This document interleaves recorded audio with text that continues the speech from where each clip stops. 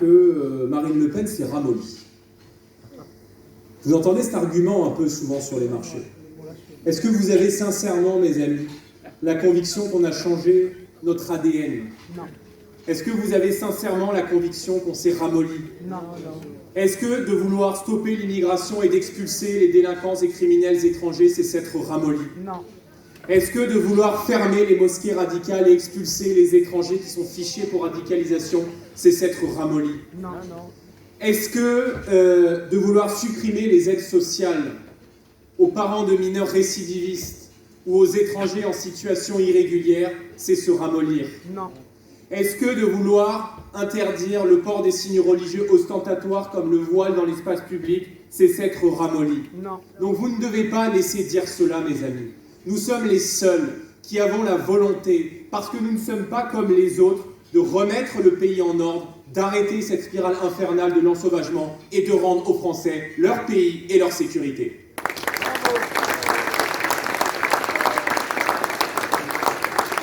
Et Marine a eu raison de rappeler il y a quelques jours que la quasi-totalité, que 95% des faits de délinquance de rue étaient liés à l'immigration.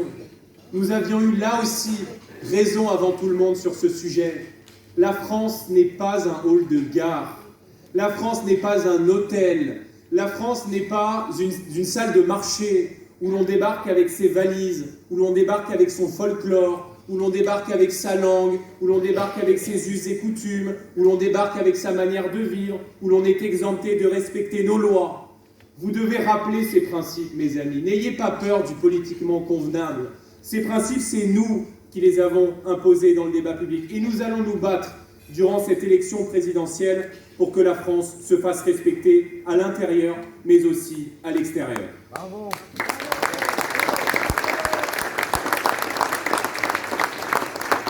Faire respecter notre pays à l'extérieur, c'est commencer par d'abord arrêter de s'excuser auprès de la terre entière. C'est arrêter de gouverner le pays à genoux. C'est arrêter d'aller s'excuser pour ce que nous avons moins bien ou raté dans l'histoire de France.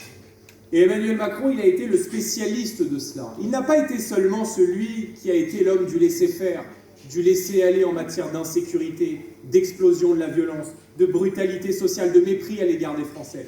Il est aussi celui qui a déshonoré notre pays lorsqu'il est allé, souvenez-vous, on en a un peu reparlé, on en reparle régulièrement lors des débats mémoriels qu'on peut avoir dans les médias. Il a commencé en 2017 à expliquer que la France avait commis en Algérie un crime contre l'humanité. Il a ensuite rappelé, au cours de son mandat, il a envoyé, souvenez-vous, en Algérie, son ministre de l'Intérieur, M. Darmanin, se prosterner devant le FLN, devant une organisation qui a organisé des crimes, des exactions et des attentats contre notre pays. Et puis Emmanuel Macron, il avait déclaré qu'il n'y avait pas de culture française, tout bonnement et simplement, puis que finalement, il existait une culture française, mais qu'il fallait apprendre à la déconstruire. L'autre jour, je parlais avec un journaliste qui me disait quel bilan vous tirez d'Emmanuel Macron?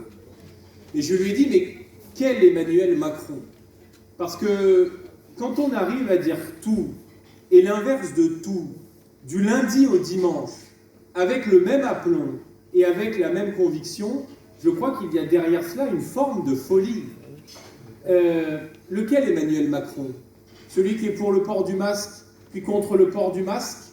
Celui qui nous explique qu'il n'y aura pas de vaccination obligatoire, puis qu'il va instaurer le pass sanitaire et licencier des soignants s'ils refusent de faire vacciner? Emmanuel Macron qui nous explique que le virus n'a pas de passeport pour ensuite nous expliquer qu'on va maîtriser les frontières? Le Emmanuel Macron qui nous explique qu'il faut faire la réforme des retraites, ne pas la faire, puis qu'il faut en fait peut-être finalement la refaire?